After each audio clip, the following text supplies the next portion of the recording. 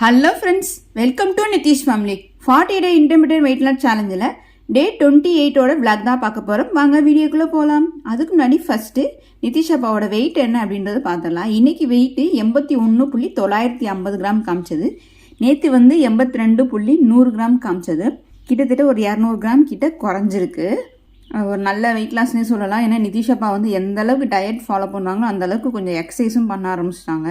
இன்றைக்கி calorie burning அப்படின்றத 500 calorie burning அப்படின்றத கரெக்டாக வந்து டார்கெட் பண்ணி பண்ணுறாங்க. ஸோ ஒன்லி டயட் ஃபாலோ பண்ணுறதோட நம்ம கலோரி பேர்னிங் அப்படின்றது ரொம்ப முக்கியம். எக்ஸசைஸ் ரொம்ப முக்கியம். அப்போ தான் நம்ம பாடி வந்து கொஞ்சம் கொஞ்சமாக டோன் ஆகும், கொஞ்சம் ஷேப் வர்றதுக்கு ரொம்ப ஹெல்ப்ஃபுல்லாக இருக்கும். So both diet and exercise ரெண்டுமே ரெண்டு கண்ணு நான் வச்சுட்டு எப்பவுமே டயட்டை ஃபாலோ பண்ணுங்க. இப்போ வாங்க விளாக் என்னன்னு பார்க்க போகலாம். காலையிலேயே நிதிஷ் அப்பாவும் நானும் 5:30 எந்திரிச்சிட்டோம். 5:50 நாங்கள் வந்து சைக்கிளிங் கிளம்பிட்டோம். இன்னைக்கு கிலோமீட்டர் அப்படின்றது 23 கிலோமீட்டர்.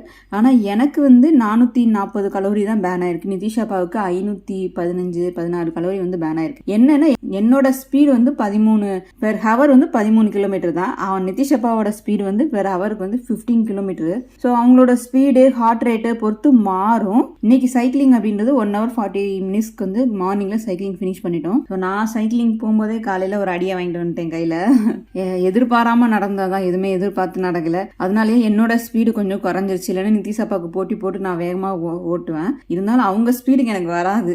ஹார்ட் பீட் ரேட் வந்து அதிகமாக தான் வந்து நம்மளோட கலோரி பேர்னிங் அதிகமாக காமிக்கும். அதனால தான் ஸ்மார்ட் வாட்சில் வந்து ஒவ்வொருத்தரோட ஹார்ட் பீட் தகுந்த மாதிரி கலோரி வந்து டிஃப்ரென்ஸாக காமிக்கும். மார்னிங்லேயே நிதிஷ் அப்பா அவங்களோட கலோரியை ஃபினிஷ் பண்ணிட்டாங்க. எனக்கு மட்டும்தான் ஒரு 100 கலோரி பாக்கி இருக்கு.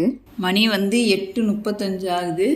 எங்கள் வீட்டில் மார்னிங் டிஃபன் அப்படின்றது முளைக்கட்டின பச்சைப்பயிறு 100 கிராமு, ஒரு மாதுளம்பழம் உரிச்சு 2 மிக்ஸ் பண்ணி வச்சுருக்கேன். அதுக்கப்புறம் ஸ்வீட் கார்ன் வேக வச்சது, பெரிய கார்ன் தான், அது 3 பிச்சு வச்சுருக்கேன். இது வந்து பப்பாளி பழம் நேற்று வெட்டினது போக மீதம், அதுதான் சாப்பிட போகிறோம். இது 350 கிராம் கிட்ட இருக்குது. அதுக்கப்புறம் கிர்னி பழ ஜூஸ். ஸோ மார்னிங்கில் நாங்கள் எடுக்கிறது இதுதான். சமயம் ஃபஸ்ட்டு கிர்னி பழ ஜூஸ் குடிச்சிட்டு ஒரு 1/2 மணி நேரம் கழிச்சு இதெல்லாம் சாப்பிடுவோம். இல்லைன்னா இதெல்லாம் ஃபஸ்ட்டு சாப்பிட்டுட்டோம் அப்படின்னா கிர்னி பழ ஜூஸை எடுத்து வச்சுட்டு ஒரு 1/2 மணி நேரம் கழிச்சு குடிக்கிறது தான். இதெல்லாம் பத்தலை அப்படின்னா இதையும் சேர்த்து அடிச்சுக்கிறது தான். அவங்கவுங்க பசிக்கு தகுந்த மாதிரி எடுத்துக்குவாங்க. நிதிஷ் வந்து இதில் கை வைக்க மாட்டான். இதில் எடுத்துக்குவான், அதில் எடுத்துக்குவான், இது கை வைக்க மாட்டான். பம்படியாக சில சமயம் சாப்பிடுவான். வெறுமனா முளைக்கட்டின பச்சை பயிர் மட்டும் கொடுத்தீங்கன்னா குழந்தைங்க சாப்பிட மாட்டாங்க. மாதுளம்பழம் சேர்ந்து கொடுத்தீங்கன்னா நல்லா இனிப்பாக இருக்கும். அந்த பச்சை பயிர் அந்த பச்சை வாடை தெரியாது. சாதாரணமாக பெரிய ஆளுங்க சாப்பிடும்போது கொஞ்சம் ஒரு மாதிரியா இருக்குன்னு நினைக்கிறவங்க ஈக்குவலாக எடுத்துக்கோங்க. 50 கிராம் முளைக்கட்டின பச்சை பயிர்னா 50 கிராம் வந்து மாதுளம்பழம் அந்த மாதிரி மிக்ஸ் பண்ணி எடுத்துக்கிட்டிங்கன்னா உங்களுக்கு அந்த ஒரு மாதிரியா இருக்கிறதெல்லாம் தெரியாது. நல்லா நீங்கள் வெறும் வாயிலே சாப்பிட்றலாம். ஸோ எங்களோட மார்னிங் டிஃபன் அப்படின்றது இதுதான். மிட் மார்னிங் ஸ்நாக்ஸாக நான் எடுக்கிறது செவ்வாழை தான் எடுத்துக்கிறேன். நல்லா பெரிய செவ்வாழையாக இருக்குது. எப்பவுமே சிறுசாக இருக்கும், இன்னைக்கு கொஞ்சம் பெருசாகவே இருக்குது. இது வந்து 150 கிராம் கிட்ட இருக்குது. நான் வந்து செவ்வாழை எடுத்தேன். நிதிஷ் அப்பா கொஞ்சமாக உப்புக்கல் எடுத்து சாப்பிட்டுக்கிட்டாங்க. மணி 1:15 ஆகுது. நிதிஷும் அவங்க அப்பா எடுத்துக்கிறது கிரில்டு சிக்கன் தான் எடுத்துக்கிறாங்க. வந்து நிதிஷ் அப்பாவோட அவங்க ஃப்ரெண்டு வீட்டில் வந்து ஃபுல் கிரில்டு வாங்கினாங்களாம். வாங்கி அவங்களே வீட்டில் பண்ணியிருப்பாங்க போல்க. அதில் இவங்களுக்கு கொஞ்சம் பாதி அனுப்பி விட்டுருக்காங்க. அவ்வளோ சாப்பிட முடியாது, அங்கே ஒரே ஒரு பர்சன் தான் சாப்பிடுவாங்க போல்க. ஸோ அவங்க 2 பேருக்கு மத்தியான சாப்பாடு அப்படின்றது கிரில்டு சிக்கன் தான். வெயிட் லாஸில் ப்ரோட்டீன் வேணுன்றவங்க நீங்கள் சிக்கன் எடுத்துக்கலாம். பட் ஆனால் ஆயில் கம்மியாக நல்லெண்ணெய் யூஸ் பண்ணி அந்த மாதிரி எடுத்துக்கோங்க. அவங்க வீட்டில் ஓவன் இருக்கும் போல, அதனால் அவங்க ஓவனில் பண்ணியிருக்காங்க. பயங்கர கலராக இருக்குது.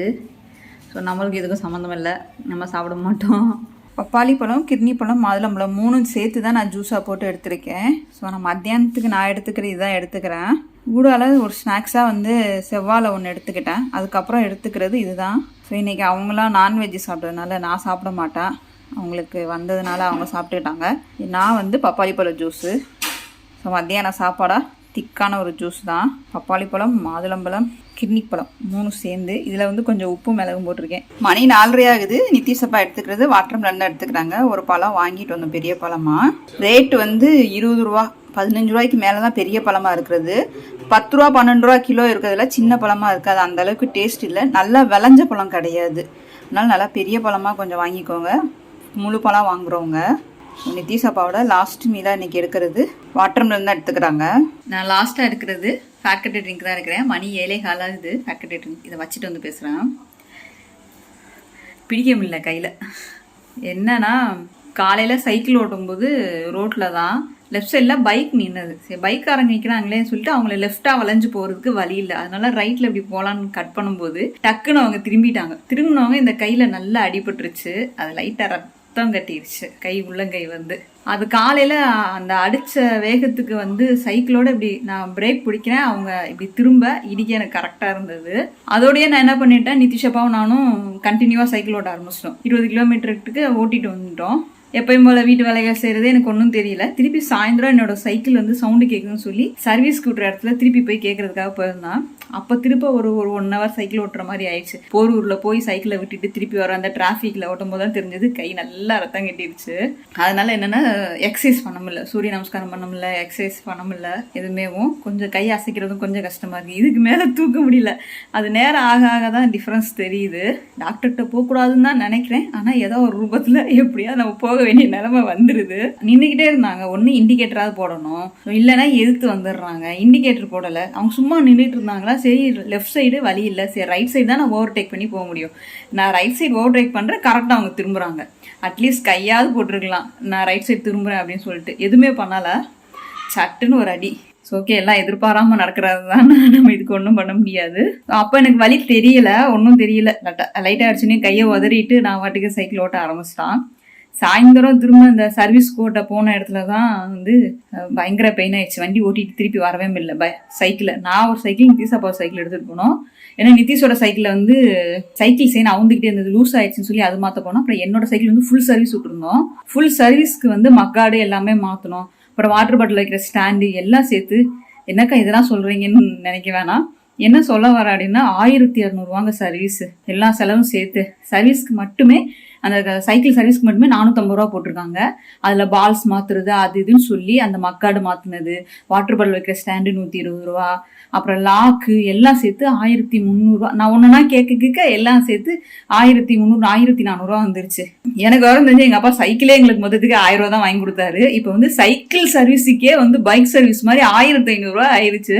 லாக்டவுன் அப்படின்னு இந்த ஒத்த வார்த்தையை சொல்லியே எல்லாமே விலைவாசி ஏற்றிட்டாங்க. போன வருஷம் வாட்டர் மெலன் வந்து ஒரு 7 ரூபா 8 ரூபாய்க்குலாம் கிலோ வாங்கியிருக்கோம், மேக்ஸிமம் 12 ரூபாய்க்கு வாங்கியிருக்கோம். ஆனால் இந்த வட்டம் பெரிய பழம் 20 ரூபா கிலோ. 10 ரூபா 12 ரூபாய்க்கு விற்கிறாங்கன்னு பார்த்தீங்கன்னா அது வந்து பூசணிக்காய் இருக்குங்களா, அந்த சைஸுக்கு தான் இருக்குது தண்ணி பழம். பெரிய பழம்லாம் பார்த்தீங்கன்னா மினிமம் 15 ரூபா, மேக்ஸிமம் 20 ரூபா 25 ரூபா. கொஞ்சம் பெரிய பழமா வாங்கினா தான் டேஸ்ட்டாக கொஞ்சம் நல்லா இருக்கு. எப்பவுமே பழங்களை பொறுத்த வரைக்கும் நல்லா விளைச்சல் இருந்தால் தான் நல்லா இருக்கும். அது சிறுசுலேயே கட் பண்ணி எடுத்துட்டு வந்துட்டோம்னா அது நல்லாவும் இருக்காது இல்லையா. எல்லாமே விலைவாசி ஏறிடுச்சு. அப்படியே மூச்சு திணற அளவுக்கு விலைவாசிலாம் பயங்கரமா ஏறுது. ஏன் இப்படின்னு தெரியல. இதுல பெட்ரோல் விலை வேற. எந்த இடத்துலயும் எதுவுமே இப்ப வந்து பைசா பத்தி பேச முடியல. ஏன் இவ்வளவு காசு அப்படின்னு நம்ம கேட்கிற அளவுக்கு இல்ல எதுவுமேவும். அந்த அளவுக்கு எல்லாமே விலைவாசி கூடிடுச்சு. இன்னைக்கு என்னோட டயட் அண்ட் சைக்கிளிங்க சூப்பரா ஃபினிஷ் பண்ணிட்டேன். பட் எக்ஸசைஸ் சூரிய நமஸ்காரம் என்னால பண்ண முடியல. இன்னும் 2-3 நாளைக்கு பண்ண முடியாதுன்னு தான் நினைக்கிறேன். சைக்கிளிங்கே பண்ண முடியுமான்னு தெரியல. சைக்கிளிங் முடியல அப்படின்னா ஒன்லி வாக்கிங் போவேன், ஏதாவது ஒண்ணு. ஆனா என்னோட கலோரியை நான் பேன் பண்ணணும் அப்படின்றதுல ஒரு டார்கெட்ல இருக்கேன். ஸோ கை வந்து ரொம்ப கொஞ்சம் ஸ்ட்ரெயின் பண்ணாமல் பார்த்துக்கணும், வேற ஒன்றும் கிடையாது. டீசப்பா அவங்க வந்து செம ஸ்கிப்பிங் மட்டும் பண்ணாங்க. பட் அது வீடியோ எடுத்தேனான்னு தெரியல. அவங்களுக்கா வந்து ஒரு எண்ணம் வரணுங்க, நான் உடம்ப குறைக்கணும் அப்படின்ற அந்த வெறி வந்து அவங்கவுங்க மனசுல வந்தா சூப்பரா சக்சஸ் பார்க்க முடியும். அடுத்தவங்க சொல்லியோ அடுத்தவங்க மோட்டிவேஷன்லயோ எப்பவுமே ஒன்று சாதிக்கவே முடியாது. அதை நான் வச்சுக்கோங்க. ஸோ உங்களுக்குள்ள ஒரு வெறித்தனத்தை கொண்டு வாங்க. ஸோ மீண்டும் நாளை சந்திக்கலாம்.